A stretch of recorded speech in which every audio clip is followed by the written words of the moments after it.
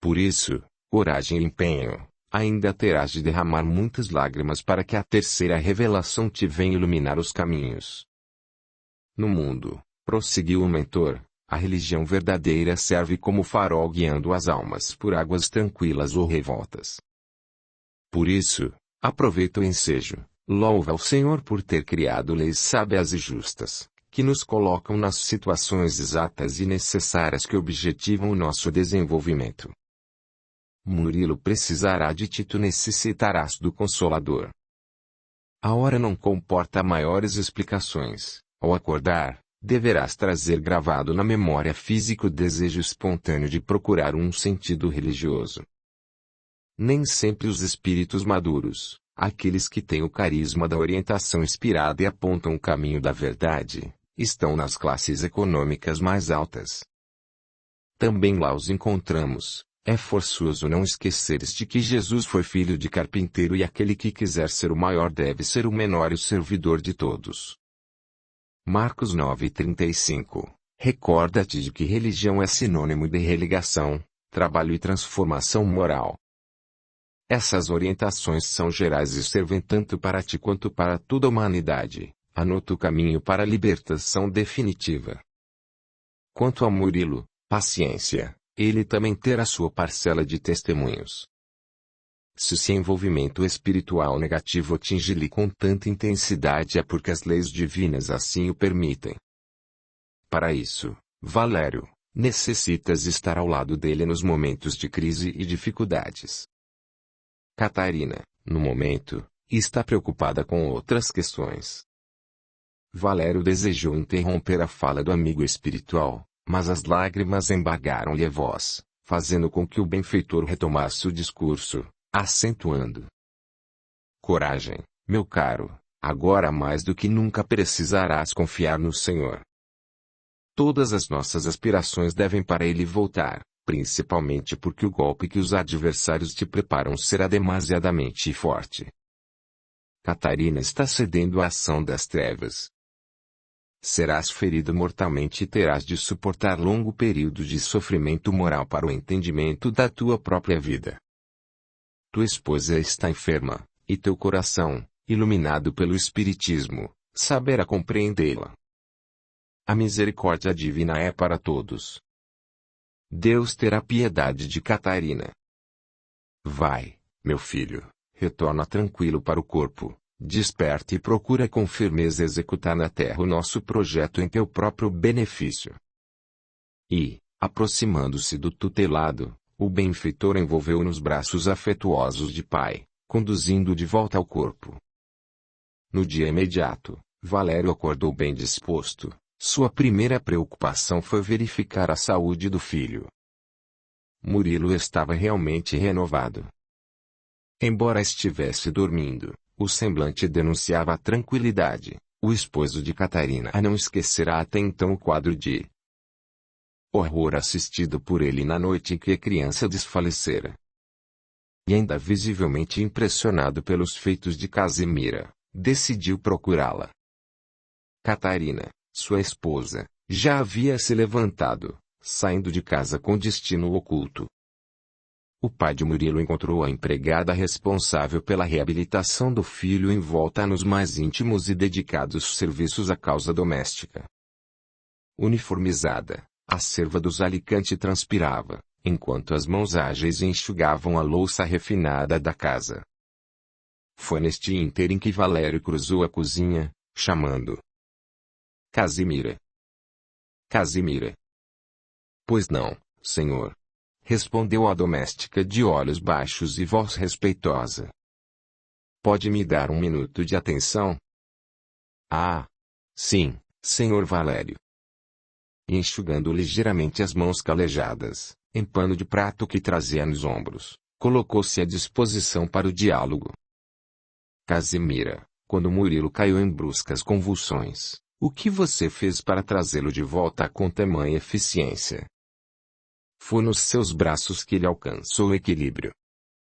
O que você fez? Encabulada, não porque estivesse envergonhada em declinar a sua religião, e sim porque o caso era complexo demais para ser despejado de uma só vez, Após alguns segundos de reflexão, ela respondeu de maneira prudente. Apenas pedi a Deus pelo Murilinho. Sim, Casimira, disse o patrão meio contrariado, entendo, mas pediu a Deus que curasse Murilo de quê? E que Deus é o seu e qual a sua religião? Senhor Valério, respondeu a empregada de maneira reflexiva e cautelosa, creio não seja esse o momento adequado para tratarmos de questões teológicas que requerem reflexões profundas. Acredito que Deus, o Senhor do Universo que a todos nos ama, não nos rotula, não tem eleitos e, para dizer-lhe acerca da fé que abracei e dos mecanismos utilizados na reabilitação de Murilinho, levaria certo tempo, e agora realmente não disponho dos minutos necessários para as devidas explicações. Compreendo, Casimira, disse o patrão um tanto desapontado. Sua objetividade não me deixa alternativa e de fato não desejo perturbá-la. Poderíamos marcar um dia e horário para conversarmos mais adequadamente? Ah, sim, senhor. Muito bem, Casimira. Sairei amanhã em viagem de negócios e retornarei em 5 semanas.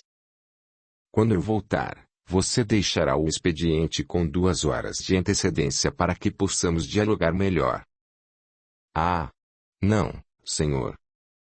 Prefiro terminar meus deveres no meu horário convencional, na hora correta, e ficarei após o expediente a fim de que nossa conversa não atrapalhe o cumprimento dos meus deveres. Quando o senhor voltar, basta comunicar-me. Valério ficou visivelmente impressionado com aquela mulher. Que dignidade, que senso de profissionalismo. E as palavras? Comedidas, pensadas, havia naquela criatura uma certa superioridade e um certo requinte espiritual que ele não sabia aquilatar. Verificando que já havia constrangido por demais a empregada, aceitou a proposta da funcionária sem mais argumentações e fez um último pedido. Haveria alguma leitura sobre a sua religião em que eu possa me informar, Casimira? Sem dúvida, senhor. Ela anotou caprichosamente no bloco de recados as obras de Allan Kardec, grifou o nome do codificador e entregou-lhe com um sorriso. Capítulo 10. Catarina. Aproveitando-se da ausência do marido, Catarina encontrava-se com o amante. Em rua erma de luxuoso bairro, Souza aguardava ansioso. Ao avistá-la, envolveu-a nos braços, pronunciando palavras lascivas. Sem se preocuparem, passaram a tarde juntos, desrespeitando compromissos sagrados. Ao entardecer, o amante perguntou-lhe: a propósito, por que me chamou com tamanha urgência? Para irmos juntos a um culto. Uma culto? Sim. Uma reunião de conselho com as forças ocultas. Forças ocultas? Claro, vamos consultá-las para atingir nosso intento. Dirigiram-se então a paragens distantes.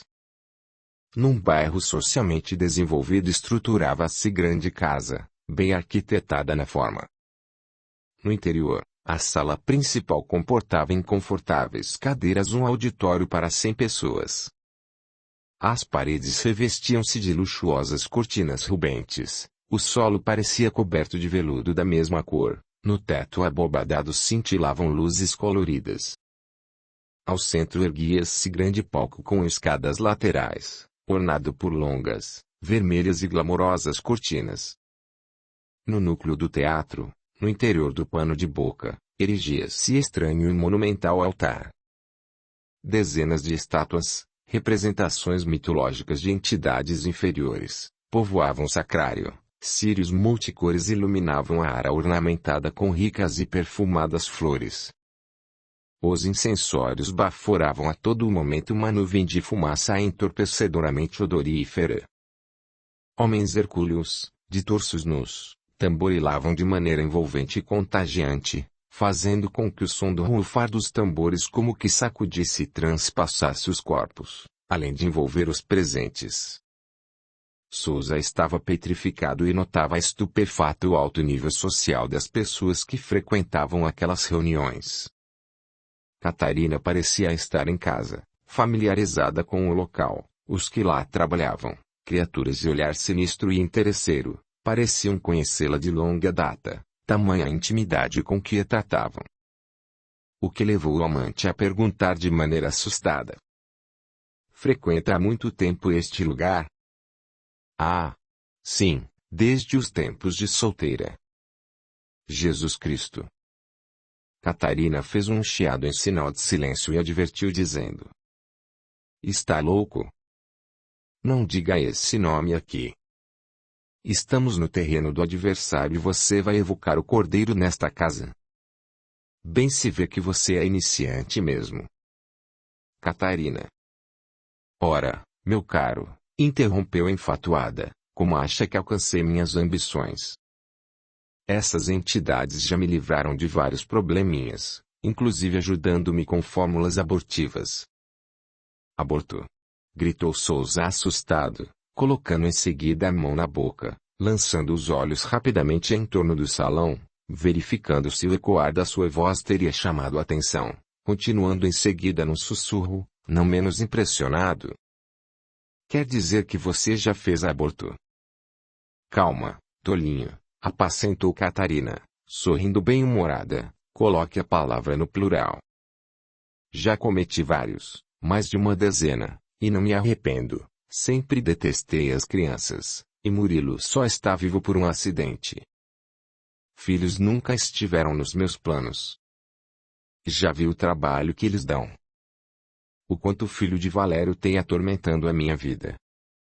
Graças a Casimira, posso ficar despreocupada." "E você não tem medo que essa gente lhe denuncie, já que tem certa relevância na sociedade?" perguntou o amante, aquilatando os perigos do investimento que fazia. "Ah, não. Nada que o dinheiro não possa resolver." Laércio Souza estava francamente impressionado. Jamais poderia supor que Catarina fosse adepta tão fervorosa das forças desconhecidas. Tratava a todos com altivez e era respeitada. Notando o estado reflexivo no qual Souza caíra, Catarina perguntou-lhe: "O que houve, Laércio? Por que tanto espanto? Não diga que nunca adentrou a um lugar assim. Nunca se valeu dessas forças das sombras para conquistar os benefícios materiais? Desde que mundo é mundo, os homens se utilizam desse recurso. Porventura, nunca prometeu nada para conseguir algo material?" De olhos arregalados e coração oprimido, o amante respondeu: "Com esta sofisticação, nunca. Confesso que estou com medo." "O quê?" interrogou Catarina com um sorriso irônico. "Um homem deste porte com medo de coisas tão simples?" "Não é isso, Catarina, é que temo mexer com o desconhecido." "Pois não," respondeu ela de maneira debochada, "eu lhe apresentarei um por um." E enquanto Laércio era arrastado pelos braços em direção a uma sala qualquer, ele deteve-se segurando-a com força, dizendo-lhe severamente: "Ora, Catarina, não faça chacota comigo. E se exigirem algo que de nós, e se nos perseguirem depois?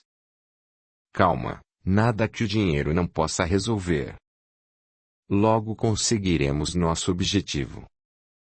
"Mas, Catarina." Neste momento, Laércio teve a fala interrompida por uma voz rouca que anunciou o início das atividades. No ambiente, tudo vibrava de desarmonia, cobiça, luxúria e inveja. Os cérebros dos consulentes povoavam-se de ideias mesquinhas, terra a terra. Desejavam que as leis divinas fossem derrogadas e para isso pensavam em apelar para as forças que, para eles, eram ocultas. O responsável pelo evento repetiu algumas palavras num dialeto incompreensível e inexistente. Envergava vestes esdrúxulas, ornamentadas em matizes rubros e auros. Túnicas místicas e esquisitas confeccionadas apenas para impressionar os incautos.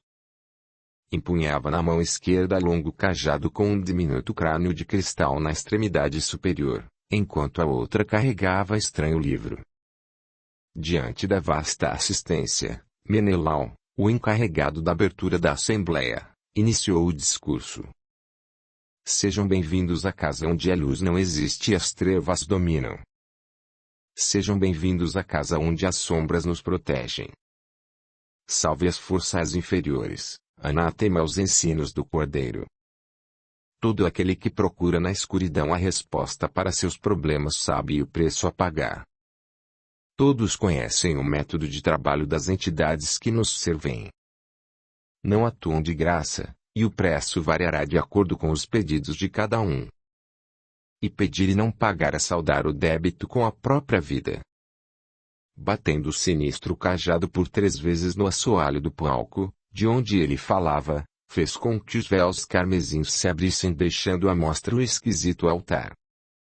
Em seguida, um grupo de 9 pessoas, vestidas de veludo negro e rubro, fez um semicírculo ladeado por círios multicores. Riscaram pontos estranhos ao som de fortes tamborins, as luzes coriscaram por alguns instantes e apagaram-se em seguida, restando apenas a penumbra produzida pela luz das velas. Os instrumentos calaram-se. Silêncio absoluto. Várias pessoas apresentavam-se com medo, desejavam sair, mas foram impedidas pelas grossas portas absolutamente trancadas. Menelau, em tom de voz alteada, começou a evocar as forças inferiores. Seus olhos perderam o controle, sua voz ficou acentuadamente rouca, quase transformada, suas mãos crisparam-se e ele caiu ao solo com gritos lancinantes. Após alguns segundos, com dificuldades, ele levantou-se, trazia o dorso levemente curvado, contrai os músculos da face transfigurando o senho. Dirigiu o olhar para o grupo dos 9, ordenando às outras entidades que possuíssem os demais intérpretes das sombras. O que se viu então foi um misto de encenação e realidade.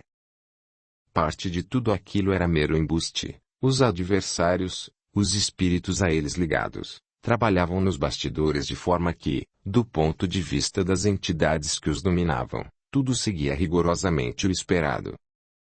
De fato, pensamentos malignos atraem entidades que vibram na mesma sintonia, e espíritos malvados, disformes, sugestionados por mentes perversas, avançaram sobre os intérpretes, levando-os às mais ridículas expressões e atos libidinosos. Gritos alucinantes eram ouvidos, fazendo tremer a alma dos presentes. Laércio Souza pulava na cadeira, enquanto Catarina parecia estar em transe.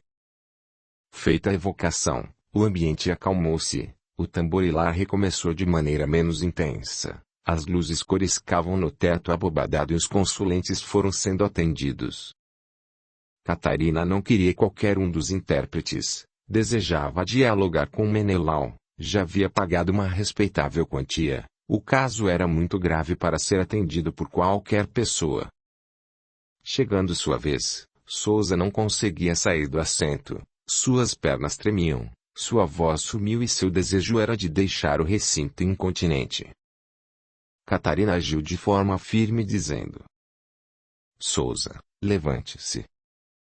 Francamente, onde a sua coragem? Vamos, homem. Levante-se. Agora. E, porque guardasse maior medo de Catarina que das trevas, ferido na sua masculinidade, levantou-se imediatamente, acompanhando a amante. Apoiava-se nela, enquanto foram conduzidos à presença de Menelau. A entidade das sombras, através de seu intérprete, fitou-os de maneira severa e a voz rouca e grave pôde ser ouvida nestes termos: O que é que vocês desejam? Não, não me digam, já sei, deve ser algum caso de desmanche de matrimônio. É isso, respondeu Catarina admirada. Enquanto Souza perguntou espantado: Como é que ele sabe? O próprio Menelau já estava acostumado e aprendera com a psicologia popular a identificar casos semelhantes. Para quem se dedicava há anos a ludibriar os outros, aquela situação era das mais fáceis de ser analisada. O mundo está cheio de pessoas inescrupulosas que incentivam os desequilíbrios alheios. Todos que assim agem se comprometem através da lei de causa e efeito a se arrepender, a expiar a falta e a recompor com o bem os problemas que tenham causado. É a lei divina deixando que o homem aprenda através dos próprios escândalos. Quero, prosseguiu Catarina, que o senhor faça alguma coisa para que meu marido possa inicialmente adoecer e, depois, que morra naturalmente, assim não terei culpa alguma. Este é meu amante, não toleramos mais Valério, além do que metade da indústria me pertence, e Laércio é um dos sócios, tem direitos sobre nossa empresa. Você sabe, minha filha, que isso não vai ficar barato. Compreende as exigências que vamos lhe fazer para um pedido de morte. Não sou eu quem vai matar, não tenho culpa nenhuma, é você quem vai, por isso estou aqui, senão eu mesma faria o serviço. Bem, considerou o agente da maldade, o preço será bem alto. Seja o que for, eu pago, para ver Valério morto, pago o que for preciso. Quanto? Perguntou. Após combinarem o valor, muito além do que Catarina supunha, ela deu um terço no ato e o restante viria na conclusão do serviço. Audiolivro realizado pelo canal Surya Chand Audiobook. Nesse momento, no plano espiritual, podia-se notar a presença de Agenor e Marcos Augusto, os adversários representantes dos planos de Lourenço Ventura. Apresentavam-se extasiados e satisfeitos acerca dos acontecimentos. Vibravam aguardando o desenrolar da história. Agenor tratou de apressar as coisas, travando sério diálogo com as entidades inferiores daquele local, identificando-as, pelo emblema que cultuavam, como empresas camaradas, conseguindo, portanto, que se comprometessem no auxílio destrutivo da família Alicante.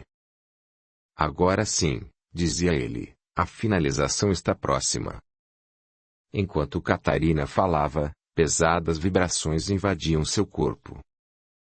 A psicosfera do recinto era por demais perturbadora e parecia não influir sobre ela. Contudo, essa era a explicação para uma sua antiga enxaqueca. Desde as práticas abortivas e a frequência a ambientes como aquele, seu corpo respondia com poderosas dores que, por vezes, deixavam na camada, pelos mesmos mecanismos que perturbaram o amante. Laércio Souza facilmente se contaminou com as emanações negativas e passou mal, muito mal. Seu perispírito captava os fluidos tóxicos, transmitindo-os ao corpo, desajustando as partes mais sensíveis do organismo, fazendo com que dores fortes fossem sentidas na cabeça e no estômago. Ânsia de vômito e um desagradável torpor eram os sintomas registrados por Laércio como resultado da absorção de fluidos deletérios, diagnosticados por Catarina como simples nervosismo. Terminada a negociação, retiraram-se do ambiente para alívio de Laércio Souza. Catarina aguardava a convicção de que seria atendida nos seus desejos. Recordemos Allan Kardec, o codificador do Espiritismo, e as instruções dos espíritos superiores contidas em O Livro dos Espíritos. 549. Algo de verdade haverá nos pactos com os maus espíritos? Não, não há pactos. Há, porém, naturezas más que simpatizam com os maus espíritos. Por exemplo, queres atormentar o teu vizinho e não sabes como has de fazer. Chamas então por espíritos inferiores que, como tu, só querem o mal e que, para te ajudarem, exigem que também os sirvas em seus maus desígnios. Mas, não se segue que o teu vizinho não possa livrar-se deles por meio de uma conjuração oposta e pela ação da sua vontade. Aquele que intenta praticar uma ação má, pelo simples fato de alimentar essa intenção, chama em seu auxílio maus espíritos, aos quais fica então obrigado a servir, porque dele também precisam esses espíritos, para o mal que queiram fazer. Nisto apenas é que consiste o pacto. O fato de o homem ficar, às vezes, na dependência dos espíritos inferiores nasce de se entregar aos maus pensamentos que estes lhe sugerem, não de estipulações quaisquer que com eles faça. O pacto, no sentido vulgar do termo, é uma alegoria representativa da simpatia existente entre um indivíduo da natureza má e espíritos malfazejos. 550. Qual o sentido das lendas fantásticas em que figuram indivíduos que teriam vendido suas almas a Satanás para obterem certos favores? Todas as fábulas encerram um ensinamento e um sentido moral. O vosso erro consiste em tomá-las ao pé da letra. Isso a que te referes é uma alegoria, que se pode explicar dessa maneira. Aquele que chama em seu auxílio os espíritos, para deles obter riquezas, ou qualquer outro favor, rebela-se contra a providência, renuncia à missão que recebeu e às provas que lhe cumpre suportar neste mundo. Sofrerá na vida futura as consequências desse ato. Não quer isto dizer que a sua alma fique para sempre condenada à desgraça. Mas, desde que, em lugar de se desprender da matéria, nela cada vez se enterra mais, não terá, no mundo dos espíritos, a satisfação de que haja gozado na terra, até que tenha resgatado a sua falta, por meio de novas provas, talvez maiores e mais penosas. Coloca-se, por amor dos gozos materiais, na dependência dos espíritos impuros. Estabelece-se assim, tacitamente, entre estes e o delinquente, um pacto que o leva à sua perda, mas que lhe será sempre fácil romper, se o quiser firmemente, granjeando a assistência dos bons espíritos. 551. Pode um homem mau, com auxílio de um mau espírito que lhe seja dedicado, fazer mal ao seu próximo? Não, Deus não o permitiria. Observamos que nos itens 549 e 550 de O Livro dos Espíritos, Allan Kardec apresenta no centro da questão o livre-arbítrio. Conforme a nossa liberdade de escolha uniremo-nos a este ou aquele espírito que tem as mesmas intenções que nós. Alegação, portanto, é moral. À medida que nos filiamos, por liberdade de escolha, a essa ou aquela intenção, executando-a, assumimos a responsabilidade absoluta pelas consequências das nossas ações perante as leis da vida. O item 551 é uma pérola de esclarecimento. Em linhas gerais, não há, perante as leis divinas, autorização para espíritos inferiores efetuarem o mal para alguém sem que o indivíduo esteja em sua faixa de ação. Sabe-se, porém, que determinados elementos materiais são utilizados para fragilizar as pessoas, para impressioná-las. Em verdade, nada do que é material tem influência no que for espiritual. O medo costuma paralisar os que não conhecem os mecanismos do amor divino. Impressionados, não agem positivamente atingindo planos maiores. Temerosos, poderão entrar na faixa de ação dos adversários do bem, autorizando-lhes a ação negativa. Um homem jamais poderá fazer o mal, com o concurso de um espírito maléfico, a alguém que esteja fora da sua sintonia. Compreendendo que os espíritos maus aproveitam as tendências humanas, somente cairemos nessa malha se estivermos na mesma frequência de intenções ou fragilidade imoral. Nenhuma pessoa é arrastada irresistivelmente aos espíritos imperfeitos sem que lhes autorize quer por irresponsabilidade ética, afinidade de comportamento, débitos anteriores, ou ausência de ação no campo do bem. Desse modo, de fato, Deus não permite que o mal produzido por um homem perverso, acompanhado de um espírito imperfeito, atinja o indivíduo que, por seus pensamentos, esteja naturalmente fora da faixa de atuação dos espíritos menos felizes. Isso é o que significa o não, Deus não o permitiria. Inicialmente, a providência divina permite-nos agir com relativo livre-arbítrio para que a escolha traga a responsabilidade da ação quer nas atividades superiores ou inferiores. Em um mundo de provas e expiações, em que se converte o planeta Terra, os escândalos, como pedras de tropeço, podem ocorrer para que as criaturas humanas aprendam a progredir por meio das próprias quedas. Catarina complicava-se demasiadamente com aquele processo. Não guardava ideia das complicações que teria no futuro. Interessante notar a criatura humana. Muitas acreditam, de maneira equivocada, que podem burlar as leis divinas, desconhecem que o universo é regido por normas imutáveis e que o Senhor da vida dirige tudo, através dos seus editos. Não há acaso nem descuidos nas leis de Deus, e o Senhor sabe que muitas criaturas estão em processo de evolução espiritual e a misericórdia dele estende-se para todos. Assim, os que estamos em processo evolutivo precisamos ter sobre nós a inexorável lei da reencarnação. É necessário prudência a fim de não nos complicar espiritualmente. Muitas almas banalizam os recursos sagrados da mediunidade e pensam que, em se colocando como intérpretes, porta-vozes das sombras, estarão protegidas ou atrairão para si favores especiais que outros não alcançam. Essas pessoas complicam-se muito espiritualmente e haverão de recompor todos os desequilíbrios que ora encetam. A mediunidade, como faculdade humana que permite o intercâmbio entre as duas realidades da vida, é coisa santa e deve ser santamente praticada. O Evangelho segundo o Espiritismo, capítulo 26, item 10. A doutrina espírita está na Terra representando a sequência do pensamento divino para a concretização do reino de Deus no planeta. Doutrina filosófica de bases científicas e consequências morais, vem trazer aos homens a libertação de dogmas e crendices que as religiões politeístas e bárbaras espalharam sobre o orbe. O Espiritismo, como doutrina, não aceita que se utilizem dos espíritos, isto é, as almas dos homens que viveram sobre a Terra e que agora, morto o corpo biológico, continuam a viver numa outra realidade de vida, para atender a interesses mesquinhos e materiais.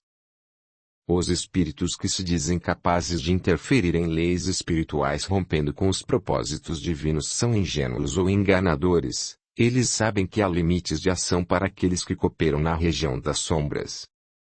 Esclarece, ainda, o espiritismo que somos seres imortais e que seres inferiores não são maus, na sua origem, estão maus, por serem pouco desenvolvidos ou por desejarem percorrer voluntariamente o caminho das trevas.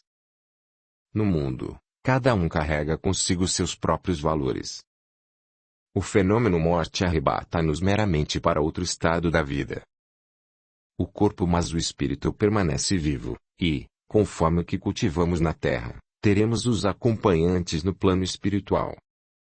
Na vida do infinito poderemos passar por severas expiações adequadas ao nosso estado moral, até que surja o desejo de arrependimento e renovação ou, se esse desejo tardar, se ultrapassar os limites em que as leis divinas respeitam nosso livre-arbítrio, a reencarnação como lei implacável do progresso vai buscar-nos onde quer que nos encontremos, impondo-nos o processo reencarnatório como meio do nosso desenvolvimento, colocando-nos junto àqueles que desestruturamos e nas situações adequadas para as provas ou expiações que nos ajudarão a retomar o caminho de nosso adiantamento espiritual. Em seus pontos básicos, a doutrina espírita traz as ideias de Deus, inteligência suprema do universo, causa primeira de todas as coisas, a criação, através de leis naturais, reencarnação, a volta do mesmo espírito em um novo corpo, objetivando sua evolução, os espíritos reencarnam para passar por provas, situações que objetivam experimentar o ser, e expiações, o retorno de algo negativo que porventura tenhamos feito a alguém, para evoluírem, aperfeiçoarem-se intelectual e moralmente, além de cooperarem na obra da criação, pluralidade dos mundos habitados, comunicabilidade com os espíritos, unidade e solidariedade universal, dentre outras. Doutrina surgida na França 18 de abril de 1857, revelada pelos próprios espíritos, sob as ordens de Deus, através de médiuns comprometidos com a verdade, longe de qualquer interesse material e envolvidos com o avanço humano, codificada por um eminente educador francês de nome Hippolyte Léon Denisard Rivail. Para divulgar os resultados de suas pesquisas, lançou 5 obras básicas, consubstanciando o Pentateuco do Espiritismo, apresentando a filosofia, a ciência e a religião espíritas. São elas: O Livro dos Espíritos, 1857. O Livro dos Médiuns, 1861. O Evangelho segundo o Espiritismo, 1864. O Céu e o Inferno, 1865. A Gênese, 1868. Por ter organizado os ensinos dos espíritos de maneira didática, é chamado de codificador, por haver estabelecido um código, uma ordem, uma sequência. Adotou o pseudônimo de Allan Kardec para diferenciar as obras que já possuía como pedagogo daquelas que foram reveladas pelos espíritos. Sua tarefa, portanto, foi apenas a de pesquisar, organizar e divulgar os ensinos dos espíritos. Usando o método do consenso universal, jamais aceitou uma informação isolada, proveniente de um único médium. Submetia suas questões a espíritos diferentes e medianeiros variados, admitindo como verdade somente as informações que suportassem a mais severa lógica e mais firme razão. Compreendeu por segurança que os espíritos não são todos iguais nem em sabedoria nem em moralidade. Assim como os homens na Terra, no mundo dos espíritos, os seres espirituais agrupam-se de acordo com os seus interesses. Se o desejo for o contato com seres iluminados e moralmente desenvolvidos, nossos pensamentos e sentimentos necessitam da mesma sintonia. O Espiritismo abre uma grande porta para o entendimento da vida, pois que nos fala do sentido e dos objetivos da existência. Sendo o Consolador prometido por Jesus, é uma doutrina eminentemente cristã que vem recordar tudo aquilo que o Cristo nos ensinou, revelando vários pontos que antes foram transmitidos aos homens de maneira velada, pois que não estavam, pelo seu pouco desenvolvimento moral e intelectual, preparados para absorvê-las. Com base em quase todas as religiões e tradições culturais de todos os povos, a mediunidade ou o fenômeno mediúnico vem agora, à luz do Espiritismo, servir de instrumento para a comprovação da imortalidade da alma, bem como sua necessidade de evolução. Doutrina progressista, caminha lado a lado com a ciência. Verdade consoladora, vem libertar-nos do medo da morte afirmando e comprovando uma outra realidade de vida. Fala, ainda, da misericórdia divina e aponta Jesus como guia e modelo para a humanidade. Dessa maneira, o Espiritismo está habilitado a tratar das questões espirituais e não coaduna como mediunismo, isto é, a prática mediúnica sem compromisso com o aspecto da moral e da evolução do homem. A faculdade de entrar em contato com os chamados mortos não é propriedade do Espiritismo, é antes uma capacidade humana, orgânica. E muitas pessoas utilizam-se da faculdade mediúnica para fins egoístas e completamente fora dos propósitos superiores revelados pelos imortais. Allan Kardec fez uma classificação geral dos mundos e dos espíritos.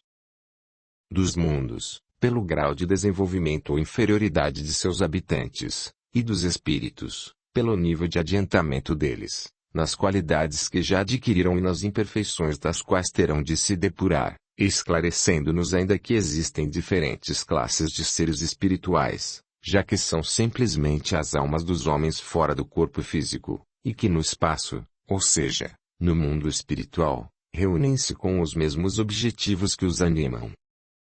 Assim, o Espiritismo não endossa posturas como as de Catarina, e lamentamos que no planeta ainda existam pessoas que se demoram no processo de reabilitação, almas iludidas como o fenômeno de intercâmbio, sem conhecê-lo profundamente, sem atentar para seus reais objetivos quais a iluminação e o progresso da criatura humana. Não há sobrenatural em Espiritismo, tudo segue leis lógicas, racionais e naturais. Catarina sorverá amargo vinho no cálice sinistro das próprias atitudes. Capítulo 11. O segredo de Lourenço. Lourenço Ventura era claramente um espírito bastante enfermo. Vivia supliciado pelos próprios pensamentos, além de um segredo que lhe mortificava a consciência. Periodicamente fazia viagens secretas sem que ninguém o acompanhasse. Mesmo quando os bajuladores dele se aproximavam preparando a liteira e as medalhas nobiliárquicas, ele recusava-os de pronto. Sempre mal-humorado e orgulhoso, o semblante do malfeitor aos poucos se transfigurava. Lourenço entristecia-se. O déspota também possuía coração. Vez por outra saía da sua região de trevas e seus olhos perdiam-se no infinito. Alguma coisa o tocava. Procurava os lugares ermos a fim de refletir sobre si mesmo. Sua consciência transformou-se numa tela cinematográfica e os principais acontecimentos das suas existências mais recentes projetavam-se como a saltar de um inconsciente profundo. Sozinho, isolado, Lourenço chorou. Logo o pranto tornou-se ira e a sanha afogou-se num soluço de fogo, que o êmulo do bem sufocava comprimindo o peito com as mãos. Dali, ele caminhou durante horas. Não trazia capa púrpura, muito menos o séquito de servidores. Carregava consigo o peso da consciência. Absorto nas próprias emoções, nem se deu conta de que chegara ao destino de sua viagem, seguido oculta, ardilosa e silenciosamente por Agenor, seu subordinado. No plano material, imensa favela apresentou-se. Abordado pelas entidades inferiores ligadas a alguns homens perversos que imaginavam dominar aquela região, reconhecendo a figura austera do chefe das trevas, os guardas autorizaram a incursão de Lourenço. Da mesma maneira, minutos depois, Agenor não teve dificuldades para entrar, após ligeira conversação, apresentando a insígnia que o identificava como servo dileto de Ventura. O inimigo da paz deambulou pelas ruas estreitas da cidade de Madeira por cerca de 30 minutos. Estacou, então, diante de uma choupana assustadoramente miserável. Não havia a menor condição de higiene. Todos os recursos de saneamento básico, ali, eram inexistentes. Passeou os olhos pela tosca construção e ouviu, de dentro do barraco, gritos terríveis. Provinham do casal residente que se atracava em violência. Ele desejou arrombar a porta, avançar para dentro, mas se conteve por alguma razão. Então, pôde ouvir. Eu não suporto mais. Você pariu e está criando um monstro. Jogue esta besta em alguma vala e nos livraremos desta criatura medonha. Veja, ele nos enche de embaraço e repugnância. Parece um suíno mal cheiroso. De fora, Ventura escutou o barulho das pancadas e o choro desesperador de uma criança. Cheio de ansiedade, transpassou a porta com violência e, encarando o homem bruto que agredia o menino, esmurrou-o direcionando densos fluidos, com os quais conseguiu provocar um mal-estar repentino no agressor físico, fazendo cair atordoado. A mãe do menino, em vez de socorrer o próprio rebento, foi amparar o rufião que maltratava periodicamente. Após o equilíbrio do bárbaro, o casal retirou-se deixando o deficiente sozinho e aos prantos. Abraçaram-se temerosos e espantados, como se a criança fosse a encarnação de alguma entidade diabólica e detentora de forças misteriosas. Era inacreditável. Lourenço Ventura ajoelhou-se ao lado da criatura disforme e igualmente chorou. Do lado de fora, pelas frestas da miserável construção, Agenor acompanhava tudo de maneira estarrecida, porque não conseguia sopitar a curiosidade. Resolveu apresentar-se, esforçando-se para não rir, desejando contar para o mundo todo que o tão valente Lourenço Ventura chorava, e, tomando coragem, entrou. Ao vê-lo, o chefe imediatamente se levantou exprobrando-o. Cão infame! Segue-me! Por qual motivo? Quem o autorizou? Maldito! Quer perscrutar meu mundo íntimo, deseja fazer uma campanha de difamação espalhando pelos quatro cantos os meus sofrimentos. E aproximando-se com violência, esbofeteou várias vezes o subalterno no que foi esclarecido, nervosamente, pelo agredido. Não, senhor. Julguei que poderia ser útil aos seus propósitos. Sabe que pode confiar em mim. Perdoe-me. E desejando mostrar ao mestre que, de fato, era fiel, propôs julgando ser prestativo. Quer que eu acabe com esta criatura horrenda, com este filho de Belzebu, com esta coisa que deve ter saído dos infernos. Ora, interrompeu o mandante afastando o servo com energia. Cale-se. E aproximando-se, estendeu uma das mãos sobre a cabeça gigante da criança, afagou-a com ternura e continuou. Ele não é um monstro. Como não, senhor?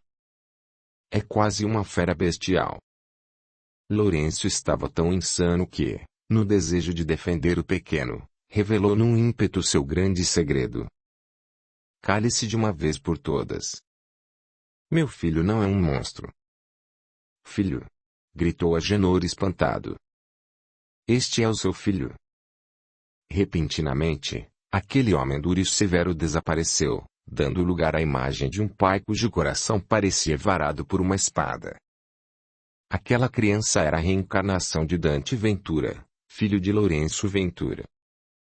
Na nova existência, o espírito, gravemente comprometido com as leis divinas, ocupava um corpo inteiramente desmedido. A cabeça agigantava-se com a hidrocefalia, os olhos quase lhe saltavam das órbitas, os dentes, desproporcionais e pontiagudos, saíam da cavidade bucal à maneira de garras contorcidas. O corpo diminuto, subnutrido, tomado periodicamente por violentas convulsões, imprimiam-lhe uma aparência de horror. As pernas fracas, tortas e os braços paralisados retiravam-lhe qualquer tentativa de locomoção. E a severa deficiência mental impedia-o de comunicar-se claramente com o mundo exterior. O tirano, ajoelhado, abriu os braços e acolheu o menino. A criança, que contava cerca de 7 anos de idade, não falava, pronunciava apenas sons guturais.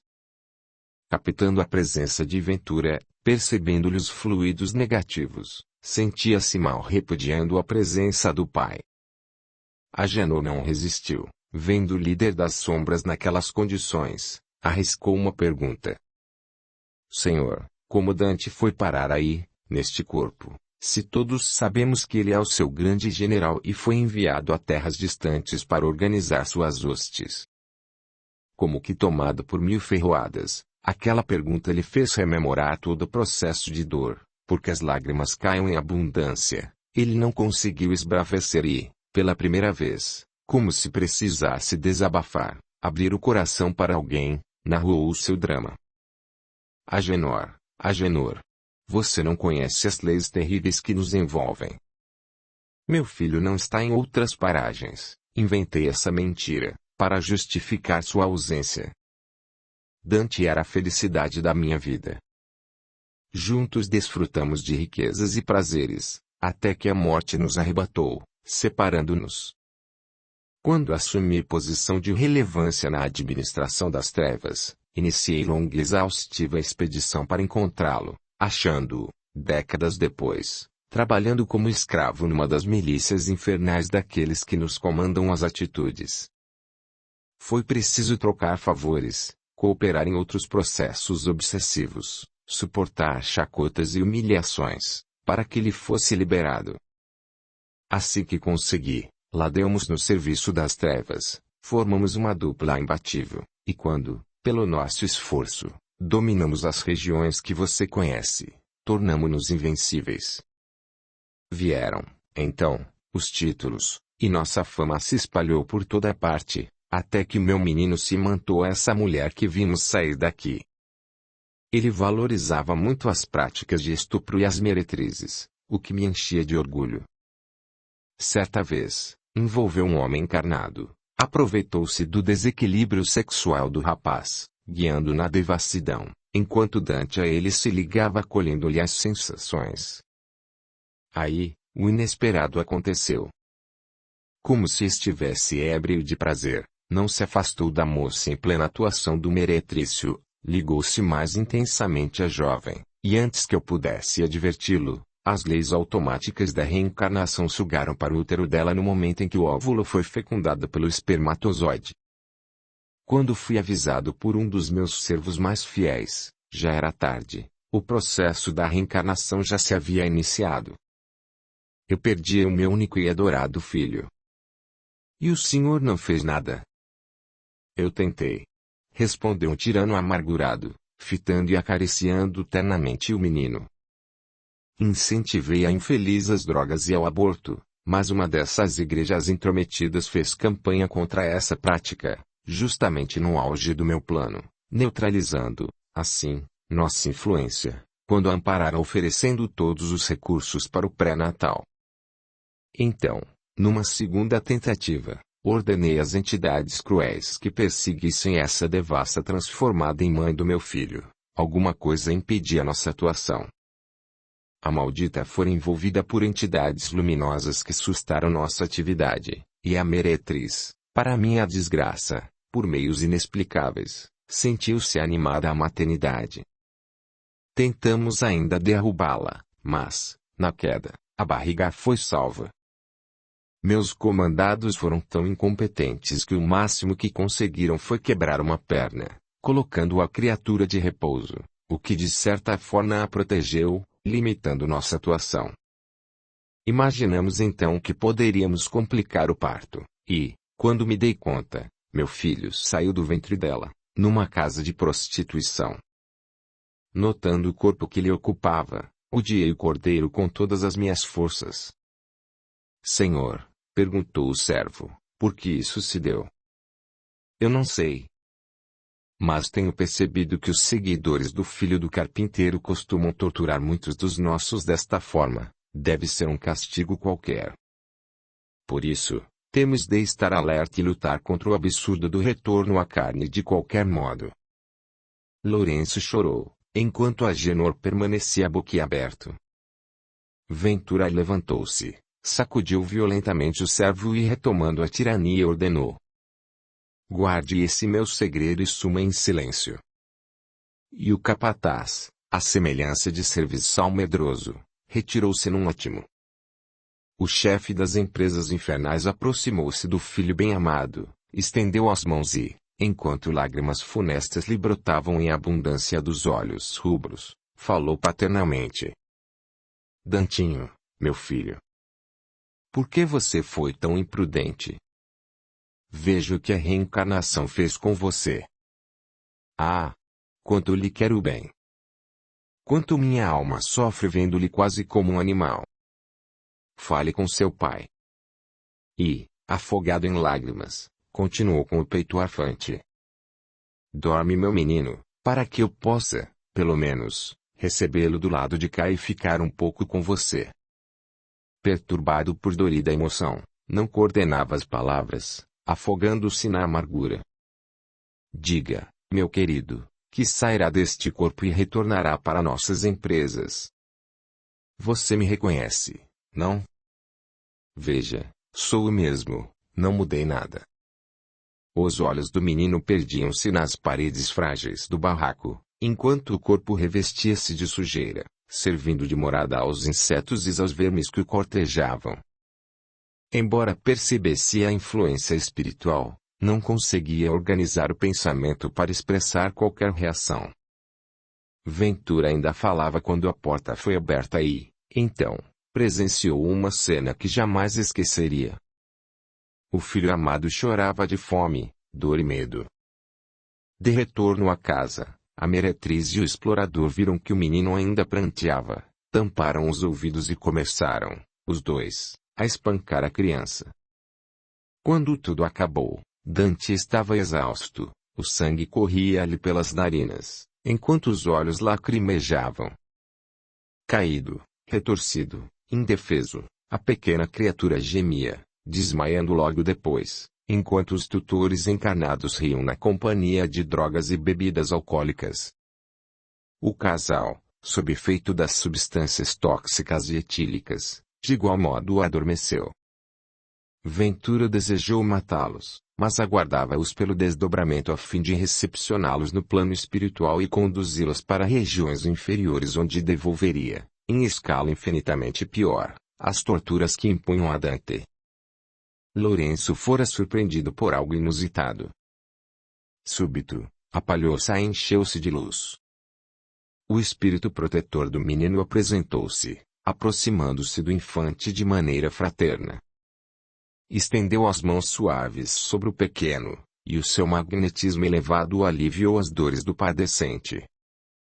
O tutor espiritual cooperou no desdobramento do filho de Lourenço, acolhendo-o, em espírito, parcialmente liberto do vaso físico, conchegando-o com afeto. Ventura permaneceu estarrecido diante dos novos acontecimentos.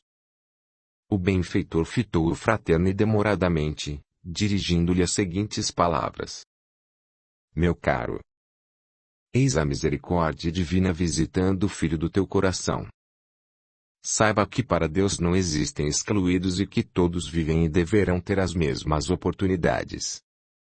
Pensas que o retorno do teu menino tenha sido um acidente, uma obra do acaso? Enganaste. Ainda desconheces muitos dos mecanismos de Deus para conduzir os filhos desviados ao crescimento espiritual. Dentro das leis gerais que regem o universo moral de cada um de nós, já estava previsto o retorno do teu menino. Para ele, esta reencarnação será de grande valia. Valia? Interrompeu o tirano. Como pode um corpo deste, e uma situação familiar como esta, levar alguém ao progresso?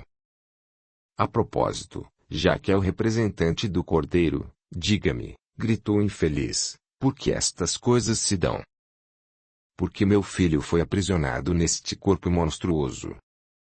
O benfeitor, enternecido, respondeu: Não, prezado, ainda falta muito para que eu, de fato, seja um fiel representante de Jesus. Com efeito, para a tua pergunta, tenho recursos elucidativos apoiados na terceira revelação.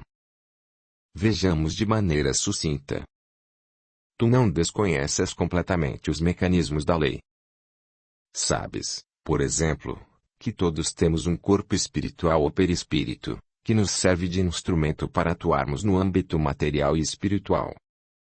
Reencarnados, é por meio dele que nos ligamos à matéria. Ele é, portanto, o intermediário entre o espírito e o corpo material, no qual se liga a molécula a molécula. Quando estamos fora do físico, continuamos com este instrumento semimaterial, ou perispírito, que conserva nossa identidade, permitindo-nos agir sobre a matéria, em outro estado de vibração. De modo geral, todas as nossas atitudes, boas ou más, ficam registradas neste envoltório fluídico, que é apenas um instrumento do espírito. Os nossos pensamentos e sentimentos grafam neste vaso de fluidos nosso estado interior.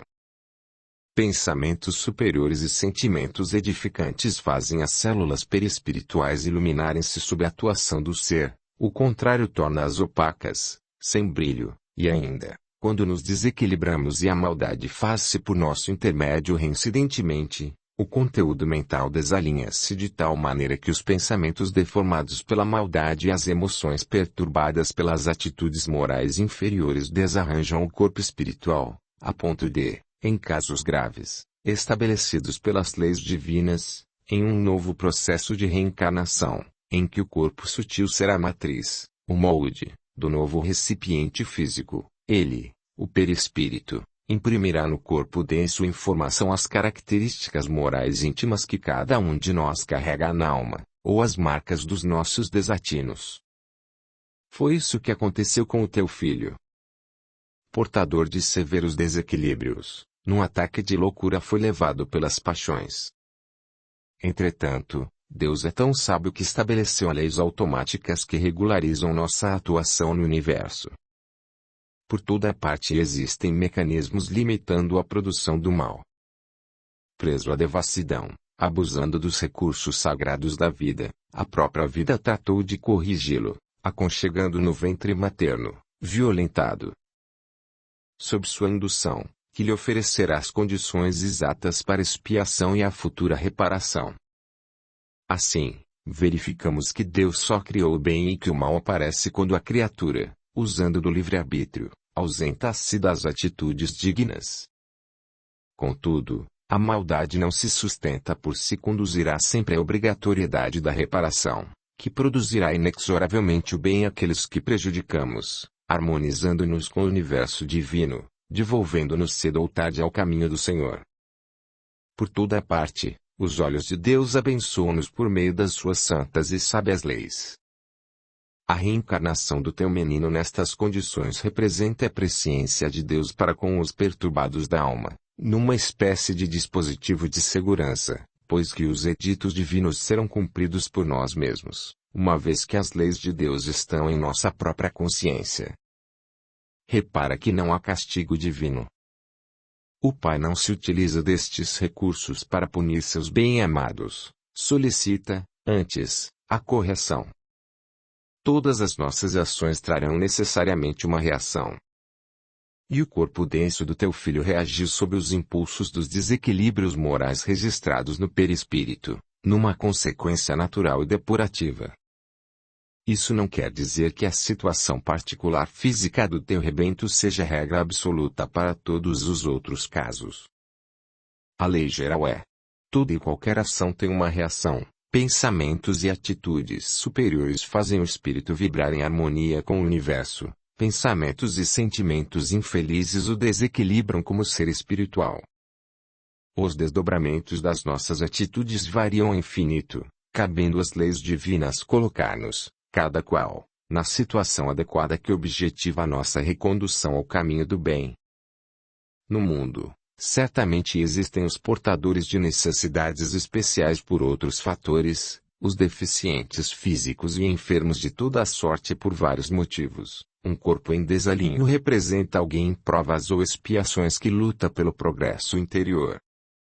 Com efeito, nem sempre um corpo são é sinônimo de saúde espiritual. Quantos se complicam e terão de enfrentar inevitavelmente os efeitos das próprias atitudes. Por isso, meu caro, aproveita a oportunidade também. Se amas teu filho, verdadeiramente, se desejas fazer algo em benefício dele, abandona as regiões inferiores, larga os processos obsessivos sob as tuas ordens. Observa, estás antevendo teu futuro, todos iremos renascer, por que protelar? Aproveita enquanto é tempo, usa do livre-arbítrio, pois que a lei, se é imperativa, leva em conta também as atenuantes da boa vontade na reparação de todo e qualquer delito. Lembra-te. O amor cobre uma multidão de pecados. Aceita a reencarnação e volta a conviver com ele, sob as bênçãos da fraternidade. Faze com que a tua vida tenha algo de verdadeiro. Nunca. Respondeu Êmulo sentindo-se humilhado. Deseja mexer com o meu emocional para que eu acabe como ele, preso num corpo débil. Afaste-se do meu filho, disse Lourenço, ameaçando arrancá-lo dos braços do benfeitor. Em tempo algum abandonarei meu posto, e quando este corpo horrível, que reveste a alma do meu menino, perecer, eu mesmo estarei aqui para recebê-lo e salvar o seu espírito. Meu amigo, disse a entidade veneranda, não somos os teus adversários nem desejamos o teu mal, não viemos sequestrar o teu querido. Enquanto permaneceres na perseguição, nunca terás felicidade plena. Valoriza este sublime momento, desejamos abraçar-te sob as bênçãos dos sentimentos superiores. Jamais. Nesse interim, Maria, a bem-amada adventura, apareceu ao lado do benfeitor sustentada por Álvaro. Intensa luz foi projetada no local. Quando o tirano viu a antiga companheira, vacilou. Ele estava diante das criaturas a que mais se afeiçoara e defronte ao convite de reformar-se intimamente. Mas, tomado pelo orgulho, sentindo-se espicaçado pelos olhares amorosos, interpretados por ele como afronta, começou a urrar como fera acuada e cutilada. Não conseguirão me vencer. Maria, maldita, pensa que esqueci sua traição. Afaste-se do meu filho, ou sua mãe pagará mais caro ainda. Foi nesse clima que o protetor do menino transferiu, em desdobramento, para os braços da antiga meretriz. Ela o acolheu com ternura tão maternal que arrancou lágrimas do déspota. Devolve o meu menino, pediu Ventura sufocado pela emoção. Não, meu filho, respondeu Álvaro, enquanto cultivares ódio e destruição, nunca terás o teu menino. Não vês que quanto mais persegues os outros, quanto mais processos obsessivos engendras, mais longe estarás do teu rebento. Pensa em tudo isso e coloca o amor acima da tua vaidade e orgulho tolos, que te impedem de viver em efetiva felicidade. Os benfeitores entreolharam-se fraternalmente, despediram-se de Ventura emitindo-lhe sinceras vibrações, tomaram de Maria e o menino, desaparecendo do campo de visão do tirano, buscando as regiões tranquilas a fim de fortalecerem o pequenino, auxiliando na expiação terrena. Quando as entidades bondosas desapareceram, vendo-se sozinho na choça, enquanto os tutores materiais do seu filho dormiam, Lourenço aguardou que se desdobrassem, recepcionando-os. Diante da fúria de Ventura, o casal tremia. Ele queria vingança, iniciando assim uma luta corporal com o alcoviteiro e a libertina. Ordenou horas depois aos seus comparsas que excursionassem com eles por regiões tenebrosas e que os torturassem todas as noites quando se desenlaçassem, por ocasião do sono físico, iniciando ali mais um processo de vingança e perseguição. Em regiões maiores, Álvaro, o mentor espiritual, acompanhado de Maria e outros tarefeiros reuniam-se para tomar novas diretrizes. O abnegado orientador trazia nos braços em situação semiconsciente o filho amado de Lourenço. Os olhos do benfeitor estavam marejados. De alguma forma sentia-se ligado à aventura, desejava fazer alguma coisa que pudesse beneficiar aquelas almas cujo coração endurecido jazia nas teias do orgulho e da vaidade. Envolto na mais pura emoção, Álvaro buscou os ajudantes com os olhos luminosos, acrescentando em seguida estas lúcidas orientações. Caríssimos irmãos, nosso dever não é de reprovação, não devemos julgar as criaturas sob o peso do orgulho, pois que desconhecem ainda a felicidade que a alma desfruta quando consorciada com a simplicidade, humildade e fraternidade. Devemos, com isso, representar pelas nossas atitudes a misericórdia do Pai.